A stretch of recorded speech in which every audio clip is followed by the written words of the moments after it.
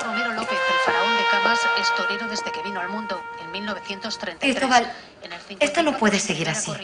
Tenemos que hablar. Lo sé, Trini, lo sé. Pero no te preocupes, que esta tarde vienen a poner la parabólica. A ti de chico te dieron una pedra muy gorda en la cabeza, ¿verdad? Vamos a ver, no sé si tú te has dado cuenta, pero esto no es un hotel. Desde luego, en uno te puede poner el cartelito de no molestar.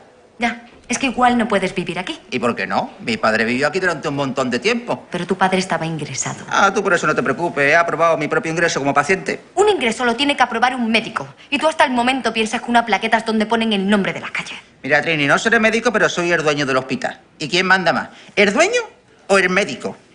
No puedes hacer eso. Ah, ¿no? ¿Y quién me lo va a impedir? ¿Tú me lo vas a impedir? Ay, espérate que piense. ¿Quién manda más? ¿El dueño o la directora? Deja de hacer ese gestito que me estás poniendo de los nervios. Vamos a ver, Trini, ya que no puedo vender la clínica y comprarme un chalecito en Soto Grande a pie de campo de golf, al menos voy a vivir como yo me merezco, ¿no? Como un señor. Para muchos, su arte con el capote y la muleta. Desde luego lo tuyo es muy fuerte, ¿eh? Tú no estás bueno de la cabeza. Los mejores junto a Manolete, Bienvenida o el Viti. Tú sí que estás buena.